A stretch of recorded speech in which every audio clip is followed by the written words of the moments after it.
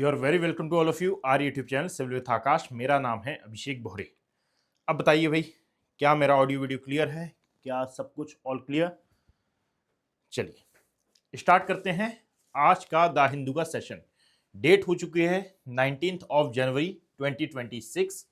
That means बहुत ही ज़्यादा तेज़ी से निकलता हुआ सर। मुझे तो मैं सही बताऊं तो मुझे मालूम नहीं चल रहा है कि ये साल कितनी तेज़ी से निकल रहा है। अभी तो स्टार्ट हुआ था ये और अभी ये लगभग 18 दिन बीत चुके हैं, 19वां दिन आज ये है। तो मुझे तो फील ही नहीं हो रहा है कि भाई दिन आते हैं दिन चले जाते हैं, पता ही नहीं चल रहा है। ठीक है, खैर।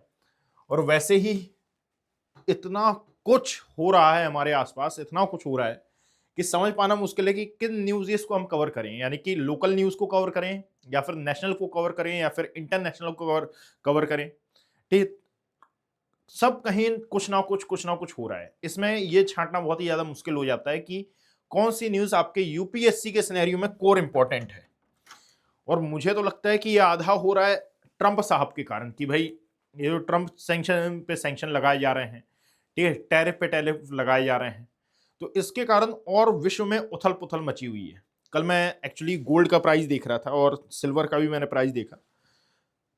भाई 2000, यदि आप ज्यादा नहीं 25 के अप्रैल माह से कंपैरिजन करेंगे तो लगभग 4 गुना बढ़ गया है सिल्वर। ठीक है, आप जरा सोचो कि हम किस दौर में हैं अभी। ठीक है, यानी आप अपनी जनरेशन को, जो आपकी आगे आने वाली जनरेशन है, उसको बताएंगे कि 2026 में ऐसा ऐसा, 2025 में ऐसा ऐसा माहौल चल रहा था, पूरे वर्ल्ड में उथल पुथल का माहौल माहौल था। हमको ये फील नहीं हो रहा है कि वर्ल्ड में कितना ज़्यादा इकोनॉमिक कंडीशन क्रिएट हो रही है, यानी कि इकोनॉमी कितनी अनस्टेबल है, साथ में पॉलिटिकली क्या क्या चल रहा है, ये सामान्य लोगों को मालूम नहीं चल रहा है। पर एक यूपीएससी एस्पिरेंट इसको अच्छे से समझ पा रहा होगा कि यार कितना कुछ चेंज हो रहा है वर्ल्ड में, कितना कुछ चेंज हो रहा है। हमारे सामने एआई आ गया, हमारे सामने यूएस का ये इतनी प्रॉब्लमेटिक सिचुएशन यूएस के द्वारा जो क्रिएट की जा रही है, वो इकोनॉमिक क्राइसिस आपको वर्ल्ड में कई लेवल पर देखने के लिए मिल रहे हैं। कई नेशंस के बीच में आपको झड़पें यहाँ पर देखने के लिए मिल रही हैं। ये अभी ग्रीनलैंड की जो अभी बहुत ज़्यादा न्यूज़ चल रही है कि भाई यूरोपियन यूनियन यहाँ पर खड़ा हो गया है या फिर कई नेशंस वहाँ पर खड़े हुए हैं, ये तमाम प्रकार की चीज़ें। ये दैट मीन्स कहने का मतलब ये कि आप उस दौर में जी रहे हैं जो कि आने वाले समय का इतिहास बनेगा। इन सभी न्यूज़ेस को आप अच्छे से कवर करें और ये आपके यूपीएससी के सिनेरियो में कोर इंपॉर्टेंट है। ठीक है, कोर इंपॉर्टेंट होने का मतलब यह है कि यहां से क्वेश्चन आएंगे ही आएंगे। नेशनल न्यूज हो या फिर इंटरनेशनल न्यूज हो, इनका हमारी इकोनॉमी पर क्या इंपैक्ट पड़ रहा है, हमारे जियो पॉलिटिक्स पर क्या इंपैक्ट पड़ रहा है, हमारे स्ट्रेटेजिक इंपॉर्टेंस पर क्या महत्व पड़ रहा है, ये सभी। ठीक है, बात समझिए। तो आज डेट हो चुकी है भाई 19th ऑफ जनवरी 2025 और यहां पर मैंने कुछ न्यूज़ेस के बारे में यहाँ बात की है। सबसे पहले तो ये ट्रंप के टैरिफ के बारे में बात की है, ये क्यों निकल के सामने आया है, इसके अलग अलग डायमेंशन हम समझेंगे। एक है कि पीएम ने एक प्रकार से एलिवेटेड कॉरिडोर प्रोजेक्ट लॉन्च किया है काजीरंगा में, 6,957 यानी कि 6957 करोड़ इसकी लागत होगी। ये क्या है एलिवेटेड कॉरिडोर प्रोजेक्ट, इसके बारे में हम समझेंगे। और साथ में ये मणिकर्णिका का जो इशू चल रहा है, 8 अपोजिशन लीडर्स के खिलाफ यहाँ पर एफआईआर फाइल हुई है, इसके बारे में हम जानेंगे।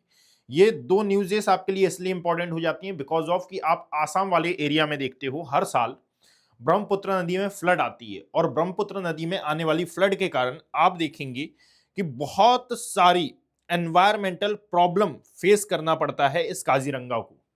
यहां पर ह्यूमन एनिमल कॉन्फ्लिक्ट भी आपको देखने के लिए मिलते हैं। कई बार ये होता है कि रोड एक्सीडेंट यहां पर हो जाते हैं। ये तमाम प्रकार की चीजें हैं और इसको लेकर एक प्रोजेक्ट यहां पर लॉन्च किया गया है जिसको एलिवेटेड कॉरिडोर प्रोजेक्ट का नाम दिया जाता है। इसके बारे में सबसे पहले हम जान लेते हैं, फिर ये मणिकर्णिका के बारे में जानेंगे कि क्या इशू है और 8 अपोजिशन लीडर्स के खिलाफ क्यों यहां पर एफआईआर फाइल की गई है भारतीय न्याय संहिता की सेक्शन 298 और साथ में सेक्शन 196 के तहत क्या होते हैं ये दोनों, इसके बारे में हम देखेंगे। सबसे पहले आते हैं आज की वेरी फर्स्ट न्यूज पर, इसको कवर करने का प्रयास करते हैं। याद रखिएगा कि पीएम अनवील्स 6,957 करोड़ रुपए elevated corridor project in Kaziranga. सबसे पहले तो याद रखिएगा कि ये जो काजीरंगा नेशनल पार्क है, ठीक है, काजीरंगा नेशनल पार्क, अच्छा, उससे भी पहले मैं आपको बता दूं कि ये हमारे लिए क्यों इंपॉर्टेंट है, बिकॉज ऑफ कि एनवायरमेंट इकोलॉजी में आप काजीरंगा नेशनल पार्क के बारे में पढ़ते हैं, तो एनवायरमेंट एंड इकोलॉजी के कंटेक्स्ट में इंपॉर्टेंट हो जाती है, एज वेल एज ये आपके ज्योग्राफी के कंटेक्स्ट में भी इंपॉर्टेंट हो जाती है। कैसे, मैं बताता हूं। क्योंकि काजीरंगा नेशनल पार्क से एक नदी गुजरती है, शायद आप जानते हो, यह है ब्रह्मपुत्रा नदी। ठीक है, दैट इज वाई ज्योग्राफी का जो टच है इसमें आपको देखने के लिए मिलेगा। एनवायरमेंट इकोलॉजी में यदि हम देखें तो ह्यूमन एनिमल कॉन्फ्लिक्ट के बारे में बार बार बात की जाती है, और ह्यूमन एंड एनिमल कॉन्फ्लिक्ट के बारे में, और यहां पर यह भी बात की जाती है कि भाई इस ह्यूमन एनिमल कॉन्फ्लिक्ट को कम कैसे किया जा सकता है। ठीक, अब बात जरा समझना, मैंने बता दिया कि किस सिनेरियो में ये इंपॉर्टेंट है। काजीरंगा नेशनल पार्क की बात करें तो ये आता है आसाम राज्य में। ठीक है, और याद रखो कि हम ये बात जानते हैं कि पूरे इंडिया में, ऑल ओवर इंडिया में, ठीक है, ऑल ओवर इंडिया में आपको सबसे ज्यादा टाइगर कहां देखने के लिए मिलेंगे, तो नाम पता है, मध्य प्रदेश और कर्नाटका का आता है। बट यदि मान लीजिए टाइगर डेंसिटी की बात आए, किसकी, टाइगर डेंसिटी की, कैसे, पर स्क्वायर किलोमीटर के अकॉर्डिंगली टाइगर डेंसिटी की यदि हम बात करते हैं तो ये आपको दिखाई देता है काजीरंगा नेशनल पार्क में ही। इस वर्ड को याद रखिएगा, टाइगर डेंसिटी की यहां पर बात की है मैंने, टाइगर डेंसिटी। ठीक है, और यहां पर जो टाइगर मिलते हैं उनमें रॉयल बंगाल टाइगर की भी अच्छी खासी यहां पर तादाद मिलेगी। अब याद रखो कि ये वर्ल्ड का एक ऐसा नेशनल पार्क है जहां पर one horn rhino, that means एक सींग वाला गेंडा 2/3 मिलता है। यहां पर वर्ल्ड में जितना भी मिलता है उसका लगभग 70% आपको यहां पर देखने के लिए मिलेगा वन हॉर्न राइनो। बेसिकली यदि आप देखोगे वर्ल्ड में दो प्रकार के राइनो अकर करते हैं, एक है वन हॉर्न राइनो, एक है टू हॉर्न राइनो, यानी कि इसको नाम दिया जाता है, एक है इंडियन राइनो और एक आता है अफ्रीकन राइनो। अफ्रीकन राइनो भी संकटग्रस्त कंडीशन में है, और एज वेल एज यदि आप देखोगे तो ये जो वन हॉर्न राइनो है इसको भी इंडियन गवर्नमेंट ने प्रोटेक्शन देने की बात की गई है और कंजर्वेशन करने की बात की गई है। एक बात जरा ध्यान रखना कि जो अफ्रीकन राइनो है इसके लिए एक न्यूज आपकी इंपॉर्टेंट हो जाती है कि असल में इनकी अवैध शिकार होता था, अवैध तस्करी की जाती थी, ये जो इनके नाक के ऊपर सींग लगा रहता है इसके लिए। हॉर्न राइनो मतलब कि सींग, एक सींग वाला गेंडा, दो सींग वाला गेंडा। जो अफ्रीकन राइनो है, अफ्रीकन राइनो संकटग्रस्त कंडीशन में है बिकॉज ऑफ कि इलीगल स्मगलिंग की जाती थी। क्यों? क्योंकि इनका सींग निकाला जाता था और इस सींग का इंटरनेशनल मार्केट में वैल्यू बहुत ज्यादा थी और इंटरनेशनल मार्केट में इसको सप्लाई किया जाता था, कई प्रकार की मेडिसिन बनती है, दैट इज वाई। तो यहां पर याद रखना कि इनके शिकार को कम करने के लिए 2025 में नहीं 2024 में जो जिस जिस एरिया में, जैसे सवाना ग्रासलैंड एरिया के आसपास ये अफ्रीकन राइनो आपको देखने के लिए मिलेगा, तो वहां के नेशंस ने मिलकर एक प्रकार का प्रोजेक्ट चलाया जिसके तहत इनके जो ये हॉर्न था इसमें इंजेक्शन इंजेक्ट किया जाना था। इंजेक्शन इंजेक्ट करने का मतलब यह है कि इसी सींग के लिए इनका शिकार होता था, और ये जो इंजेक्शन है इसका असर रहेगा लगभग 1 साल तक। तो इसीलिए इस इंजेक्शन को इंजेक्ट किया गया, एक प्रकार का पॉइजन है जो कि इस गेंडे को किसी प्रकार का नुकसान नहीं पहुंचाएगा। बट यदि मान लीजिए इसका शिकार करके इस हॉर्न को काटा गया और इससे मेडिसिन बनाने का कोई प्रयास किया गया तो वो खतरा हो सकता है, या फिर संबंधित व्यक्ति को बहुत सारे हेल्थ डिजीज भी हो सकते हैं। दैट मींस हमने कारण ही खत्म, अफ्रीकन कंट्रीज के कई नेशन ने मिलकर कारण ही खत्म कर दिया था। ऐसा इसलिए किया गया था क्योंकि इनका इतना ज्यादा शिकार हो रहा था, इतना ज्यादा शिकार हो रहा था कि पॉपुलेशन कंटिन्यूअसली घट रही थी। दैट इज वाई ये किया गया। भारत के कंटेक्स्ट में यदि हम देखें तो भारत में भी यही मेन भूमिका है कि भाई जो वन हॉर्न राइनो है ये संकटग्रस्त कंडीशन में आते हैं। और एक टाइम था जब पूरे के पूरे नॉर्थ इंडियन प्लेन में जितने भी नेशनल पार्क हैं वहां पर आपको ये वन हॉर्न राइनो देखने के लिए मिलते थे। Over the period of time इनकी जो पॉपुलेशन है ये कम होती है और आज ये सिमट कर रह जाते हैं बस काजीरंगा नेशनल पार्क में। इसीलिए मैंने कहा कि वर्ल्ड में जितने भी वन हॉर्न राइनो मिलते हैं, एक सिंग वाले गैंडे मिलते हैं, उनका अप्रोक्सीमेटली 70% आपको अकेले काजीरंगा नेशनल पार्क में दिखाई देता है। ऐसा नहीं है कि बस वन हॉर्न राइनो ही यहां पर दिखाई देते हैं, याद रखिएगा इसके अलावा एलिफेंट, ठीक है, इसके अलावा रॉयल बंगाल टाइगर, इसके अलावा आप देखोगे कई प्रकार के टर्टल कैसे आ गए यहां पर, तो ये मैसिव एरिया है भाई, ठीक है, इसीलिए यहां पर आपको कई प्रकार के टर्टल्स भी यहां देखने के लिए मिलेंगे और इन सभी कंटेक्स्ट में ये इंपॉर्टेंट हो जाता है। प्रॉब्लम क्या है जब इतना इंपॉर्टेंट है? अच्छा, एक और बात कि इसी काजीरंगा नेशनल पार्क से एक नदी भी प्रवाहित होती है by the name of Brahmaputra. देखो प्रॉब्लम यहीं पर आई, ये जो ब्रह्मपुत्रा है इसमें एवरी ईयर फ्लड आती है। जब हमारे यहाँ वर्षा काल होता है तो वर्षा काल के समय इस ब्रह्मपुत्र नदी का जो जल स्तर है ये बढ़ता है, और जल स्तर बढ़ने के कारण यहाँ पर फ्लड आती है। फ्लड आने पर जब आप इसकी लोकेशन देखोगे, जाना अभी मैप खोलना और मैप में काजीरंगा नेशनल पार्क को मार्क करिएगा। काजीरंगा नेशनल पार्क के जस्ट नीचे यदि आप देखोगे तो मेघालयन प्लेट्यू और मेघालयन प्लेट्यू की जो पहाड़ियां हैं इसके दक्षिण में स्थित, मतलब अब जब काजीरंगा नेशनल पार्क में फ्लड आई तो यहां पर काजीरंगा नेशनल पार्क में रहने वाले जो एनिमल हैं ये माइग्रेट कर जाते हैं गारो हिल के आसपास वाले एरिया में, सॉरी हाँ, ये जो जैंतिया हिल है इसके आसपास के रीजन में, यानी कि मेघालय प्लेट्यू के नियर बाय एरिया में ही आ जाते हैं। अब होता यह है कि इसी के पास से जो NH37 है ये भी गुजरता है। कौन सा? NH37, नेशनल हाईवे नंबर 37, ये भी गुजरता है। और फिर प्रॉब्लम ये हुई कि यहां से गुजरने वाले जो लोग हैं इनका कॉन्फ्लिक्ट यानी कि एक्सीडेंट, मल्टीपल एक्सीडेंट होने लगते हैं, हाईवे से गुजरने वाले लोग और साथ में यहां पर जो जो एनिमल बाहर आ गए हैं काजीरंगा नेशनल पार्क में। यहां पर बेसिक की बात है कि चिलिंग इफेक्ट यहां पर आता है और चिलिंग इफेक्ट के कारण यहां एक्सीडेंट बहुत सारे होने लगते हैं। इसके कारण ह्यूमंस को भी कई बार अपनी जो लाइफ है ये गंवानी पड़ती है और इसके कारण एनिमल्स का लॉस तो होता ही है। ऐसे मल्टीपल इश्यूज आपने देखे होंगे कि नेशनल पार्क के आसपास कोई रोड है और किसी कारणवश ये जो एनिमल्स हैं ये माइग्रेट करते हुए रोड पर आ गए हैं या फिर कभी रोड क्रॉस करते हुए टकरा गए हैं किसी भी गाड़ी वगैरह से। और अक्सर ह्यूमन प्रवृत्ति ये होती है कि भाई टकरा गए हैं, चलो ठीक है, कौन इस लफड़े में पड़े, हम आगे बढ़ जाते हैं। बट कई बार एक्सीडेंट इतने ज्यादा विकराल हो जाते हैं, इतने ज्यादा खतरनाक हो जाते हैं कि इसके कारण संबंधित व्यक्ति की डेथ भी हो जाती है। इवन कई बार तो आप देखेंगे कि एनिमल की भी डेथ हो गई है और एनिमल टक्कर के कारण या फिर एक्सीडेंट के कारण नहीं मरा, उसको समय पर इलाज नहीं मिला, दैट इज वाई उसकी डेथ हो गई।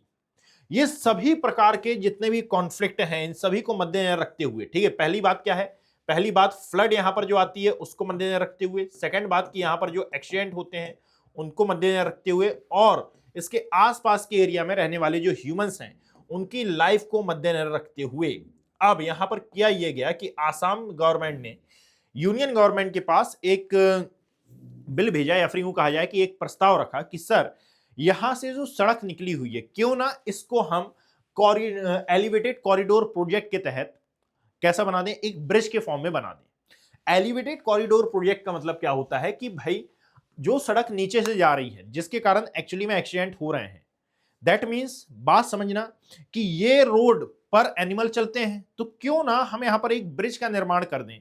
ब्रिज का निर्माण हो जाएगा तो नीचे वाला जो एरिया है ये पूरा पूरा किसमें आ जाएगा, काजीरंगा नेशनल पार्क के जो एनिमल्स हैं ये यहाँ पर आवागमन करेंगे तो उनके क्षेत्र में आ जाएगा और हमें दूसरी रोड मिल जाएगी। तो इसीलिए एक प्रोजेक्ट चलाया गया जिसको नाम दिया जा रहा है एलिवेटेड कॉरिडोर प्रोजेक्ट, ताकि इसके कारण ये समस्त प्रकार की जो समस्याएं हैं इनको ओवरकम किया जा सके। बात समझ में आ रही है?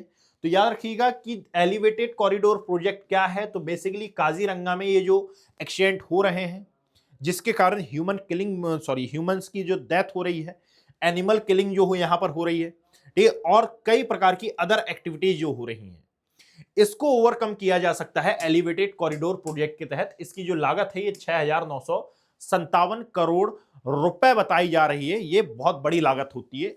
बस इसमें जानना ये है कि अभी कंप्लीट कब तक हो जाएगा।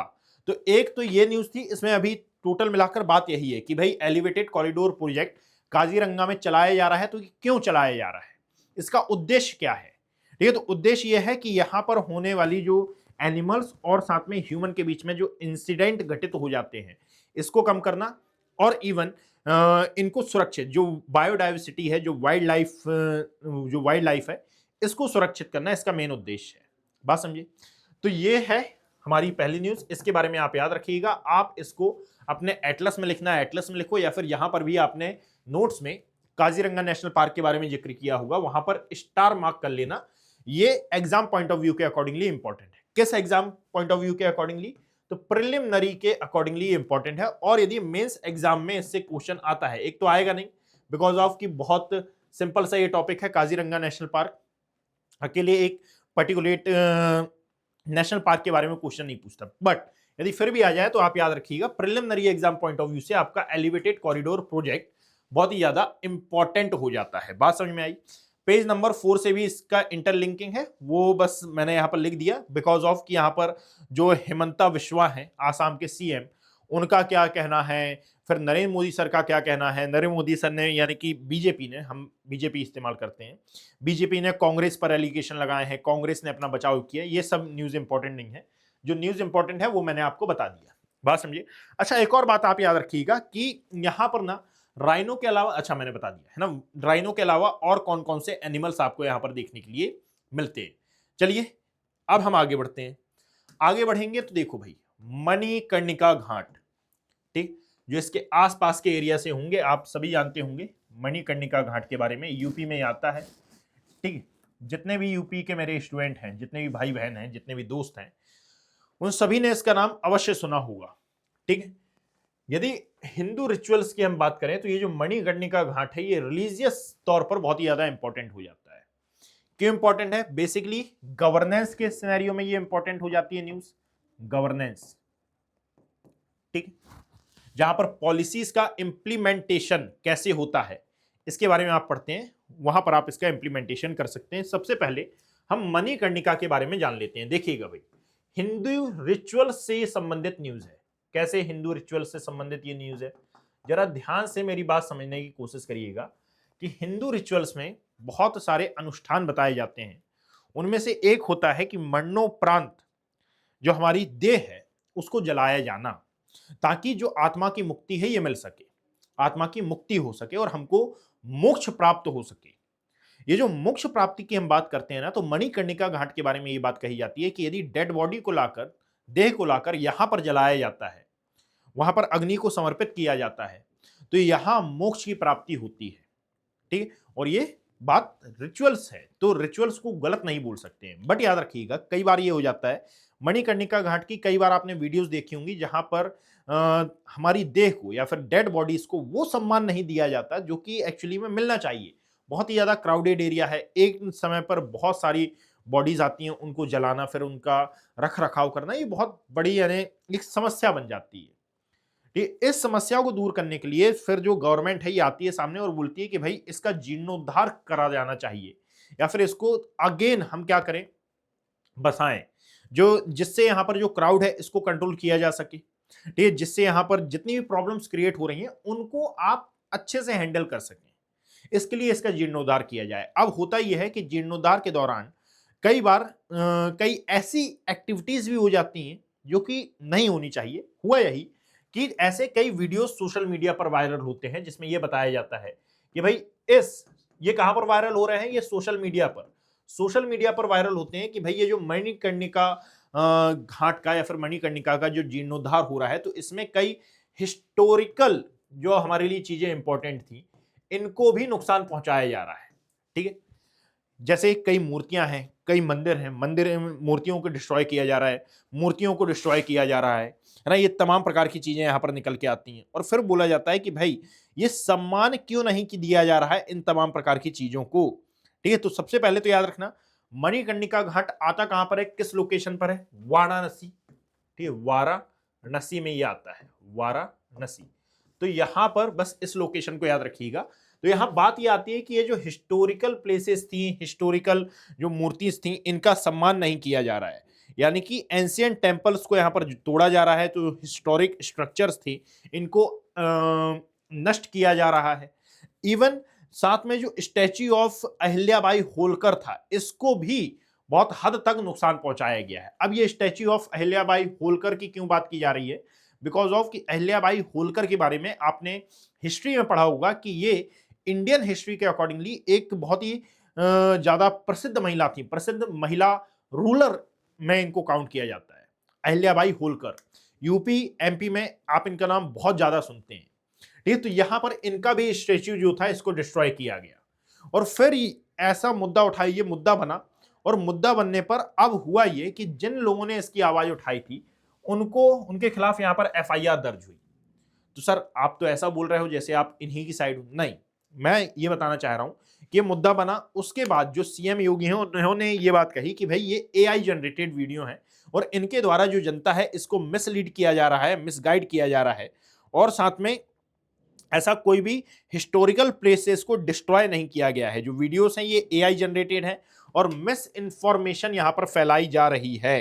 ये टेक्नोलॉजी का मिसयूज यहां पर किया जा रहा है और यही कारण है कि 8 अपोजिशन लीडर्स पर यहां एफआईआर दर्ज हुई है। और जो एफआईआर दर्ज हुई है ये भारतीय न्याय संहिता के सेक्शन 196 और साथ में सेक्शन 298 के तहत एफआईआर दर्ज की गई है। अच्छा, अब जब ये सेक्शन चर्चा में है ना, तो इनके बारे में एक बार आप जान लो कि सेक्शन 196 ऑफ भारतीय न्याय संहिता ये कहता है कि promoting enmity hatred and disharmony between different groups through speech, writing, sign and electronic means. यानी कि भारतीय न्याय संहिता का सेक्शन नंबर 196 कहता है कि भाई लिखकर, बोलकर, कार्टून बनाकर या फिर किसी भी तरीके से यदि आपने हेटरेट फैलाने का प्रयास किया है, यदि आपने जो हिंसा फैलाने का प्रयास किया है या फिर किसी भी समुदाय विशेष की जो भावना है इसको आहत करने का प्रयास किया है, तो आपके ऊपर भारतीय न्याय संहिता का सेक्शन 196 के तहत कार्रवाई की जाएगी। यही बात आप याद रखिएगा 298 में भी कही गई है भारतीय न्याय संहिता की। अब ये भारतीय न्याय संहिता क्या है इसके बारे में भी जानो। मैंने ये न्यूज़ बेसिकली इसीलिए उठाई क्योंकि जब हम इंडियन पॉलिटी पढ़ रहे हैं, इंडियन कॉन्स्टिट्यूशन जब हम पढ़ते हैं, तो आईपीसी जो हम पढ़ते थे, Indian penal code, criminal penal code, अब वो हो गया है क्या, आईपीसी हो गया है भारतीय न्याय संहिता। बिकॉज ऑफ कि इंडियन पीनल कोड बनाया गया था कब, लगभग 1857 के आसपास आप देखोगे, सेडिशन के भी इसमें चार्जेस थे, इसको बदला गया क्योंकि बहुत पुराने टाइम से ये चला आ रहा था। ठीक है, हमने इसमें चेंजेस ला दिए थे पर ये उतना ज्यादा एप्लीकेबल नहीं था, ये कहावतों में तक आ गया था, 400 बीसी, 307, 302। ठीक है, तो इसको हमने चेंज किया है और चेंज करके अब हमने इसको बना दिया है क्या, भारतीय न्याय संहिता। तो भारतीय न्याय संहिता का सेक्शन 298 और सेक्शन 196 के तहत यहां पर कार्रवाई की गई है। बात समझ में आई।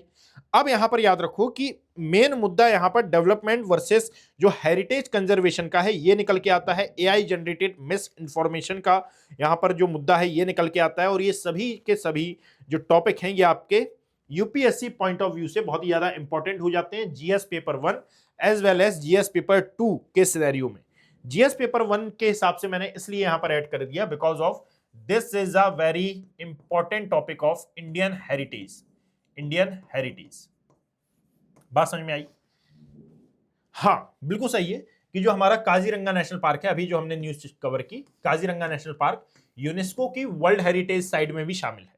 ये टाइगर रिजर्व इसको घोषित कर दिया गया था 2006 के आसपास, यदि आप देखोगे तो टाइगर रिजर्व इसको घोषित किया गया था। तो बस यहां पर वही बात लिखी हुई है कि a war of words erupted on Sunday between the ruling Bharatiya Janata party and opposition party after multiple first information report, यानी कि FIR यहां पर हुई, were logged in Varanasi against those allegedly spreading AI generated images and misleading information on social media regarding redevelopment work at the Manikarnika Ghat, while opposition parties expressed outrage over the registered cases, calling them dictatorial the BJP hit back, यानी कि dictatorial development. एक और word याद रखिएगा, dictatorial development की यहां पर बात की जा रही है। डिक्टोरियल डेवलपमेंट क्या होता है भाई, तानाशाही विकास। डिक्टोरियल डेवलपमेंट का मतलब यह है कि किसी भी एरिया को, तानाशाही विकास इसका मतलब ये होता है कि आपने किसी एक एरिया को चुना डेवलपमेंट के लिए और वहां का डेवलपमेंट आपने अपने अकॉर्डिंगली करना चालू कर दिया। इसके कारण किन व्यक्तियों को लॉस हो रहा है, किन को फायदा हो रहा है, किस हेरिटेज साइट का नुकसान हो रहा है, किस हेरिटेज साइट को आप प्रिजर्व कर रहे हैं, इसका कुछ भी ध्यान नहीं रखा गया। बस अपने तरीके से आप इसका विकास कर रहे हैं, अपने हिसाब से आप इसका जीर्णोद्धार कर रहे हैं, रीडेवलपमेंट आप इसका कर रहे हैं। इसको कहा जाता है क्या, डिक्टोरियल रीडेवलपमेंट। बात समझ में आई। तो ये वर्ड का भी एक यहां पर यूज हुआ है।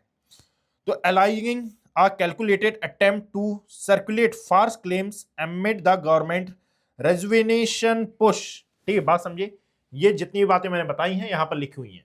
अब किन के खिलाफ की गई है, तो 8 booked individual include Aam Aadmi party Rajya Sabha MP Sanjay Singh, Lok Sabha MP Rajesh Ranjan और alias Pappu Yadav and Congress leader Jasvinder Kaur. The FIR have been logged under section 196 and under section 298।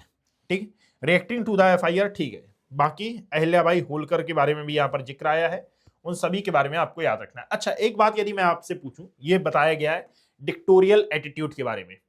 Uttar Pradesh Congress president Ajay Rai said that if the videos were AI generated, concrete evidence should be made public and describe the case as reflective of a dictatorial attitude. I asked the chief minister directly if the video of the state is a statue is AI generated, concrete evidence of this should be made public. ठीक है, इसका मतलब क्या है? इसका मतलब ये हुआ कि भाई ये जो व्यक्ति हैं इन्होंने कहा है कि यदि मान लीजिए ये जो वीडियोस हैं ये एआई जनरेटेड हैं, तो सीएम योगी आदित्यनाथ, मतलब कि जो सीएम है यूपी के, वो इस बात का कॉन्क्रीट सबूत दे कि भाई ये वीडियोस एआई जनरेटेड हैं। दैट मींस वो जाएं और वहां पर जैसा अभी वर्तमान में माहौल है मणिकर्णिका में, उसकी फोटो हमारे साथ पब्लिश कर दें। यदि वीडियो एआई जनरेटेड है तो आप अपने अधिकारियों को, आप अपने आला अधिकारियों को बोलें कि जो अभी का मणिकर्णिका घाट का वीडियो है वो हमारे साथ साझा कर दो और उसको आप सोशल मीडिया पर पोस्ट कर दो। That means AI generated video कहना काफी नहीं है, आप इसके एविडेंस भी दें कि ऐसा नहीं हुआ है, क्योंकि हम तो एविडेंस दे रहे हैं। ये ऐसा इनका कहना, मेरा नहीं कहना, मेरे को मत कर देना वायरल। बात समझ में आई? अब यहां पर आओ, तो ये न्यूज इसके सिनेरियो में इंपॉर्टेंट है। दैट मीन्स अपोजिशन और साथ में जो रूलिंग पार्टी है, इन दोनों के बीच तीखी बहस यहां पर चल रही है। ठीक है, बात समझे? इन एक व्यक्ति का नाम आपको याद रखना है, अजय राय, जिन्होंने ये बात कही है। The government is trying to conceal the truth by claiming it was an AI video. This contradiction raises question about the government's own intentions. Yesterday, the chief minister visited Varanasi and was scheduled to visit Manikarnika Ghat, but it was suddenly cancelled. The question is, why was the visit cancelled? यानी कि ये visit क्यों cancel हुई?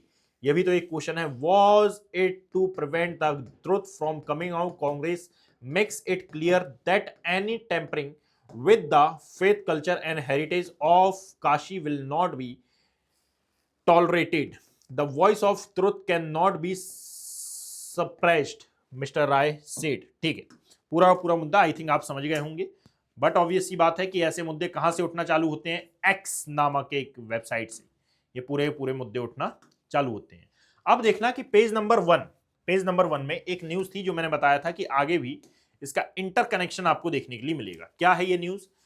कि Greenland में multiple protest हो रहे हैं ट्रंप की ये जो पॉलिसी है इसके अगेंस्ट में, क्योंकि अभी हाल फिलहाल में ट्रंप साहब ने ये कह दिया था कि भाई हम ग्रीनलैंड में अपनी जो आर्मी है ये डिप्लॉय करेंगे। ठीक है, तो ग्रीनलैंड में प्रोटेस्ट हो रहे हैं और साथ में याद रखो front of US consulate now Greenland. ठीक, साथ में याद रखिएगा कि कई यूरोपियन नेशन का भी इसको समर्थन मिल रहा है। Trump's tariff threat over Greenland में इम्प्राइल यूरोपियन यूनियन ट्रेड डील, इसके बारे में समझते हैं और इसको हम ना आज के एक एडिटोरियल से कंपाइल करते हैं। आज के एक एडिटोरियल से हम इसको जोड़ते हैं और इन दोनों न्यूज़ेस को हम एक साथ कवर करेंगे।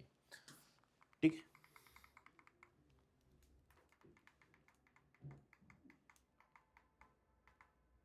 देखिएगा, बुलिंग टैक्टिक्स का यहां पर जिक्र हुआ है। Trump's weaponisation of tariff over Greenland could undermine NATO. देखो भाई, इस पूरे के पूरे मुद्दे को समझना, मैंने पेज नंबर 1 की भी न्यूज और साथ में as well as page number 2 की भी न्यूज, ये दोनों को ही मैंने कंपाइल कर दिया है। सॉरी, पेज नंबर 10 की, यानी कि एक तो है बुलिंग टैक्टिक्स, इसके बारे में मैं बता रहा हूं, और साथ में जो पेज नंबर 1 में दी गई है न्यूज कि यहाँ ग्रीनलैंड में मल्टीपल प्रोटेस्ट हो रहे हैं, इनको लेकर भी हम बातचीत करने वाले हैं। सबसे पहले तो आपने जब वर्ल्ड ज्योग्राफी पढ़ी होगी तो वर्ल्ड ज्योग्राफी में जब आप कॉन्टिनेंट्स की बात करते हैं तो मैं ये उम्मीद कर रहा हूं कि आपने ना ग्रीनलैंड के बारे में अवश्य पढ़ा होगा कि ग्रीनलैंड क्यों इंपॉर्टेंट है, और आप ये बात जानते होंगे कि भाई ग्रीनलैंड पर अभी भी डेनमार्क का क्यों अधिकार है। इसका आंसर ना मैं आपसे चाहूंगा कमेंट सेक्शन में बताओ। ग्रीनलैंड पर हाउ इज दैट पॉसिबल कि ग्रीनलैंड पर अभी भी डेनमार्क का अधिकार हो? क्या ग्रीनलैंड डेनमार्क से आजाद होने के लिए किसी प्रकार का कोई भी प्रयास नहीं कर रहा है? क्या ये आजाद होना नहीं चाह रहा? क्या ये अपने आप में ऑटोनॉमी नहीं चाहता है, स्वायत्तता नहीं चाहता है? बताइएगा जरा, क्यों अभी भी डेनमार्क अधिकार करके रखा हुआ है ग्रीनलैंड पर?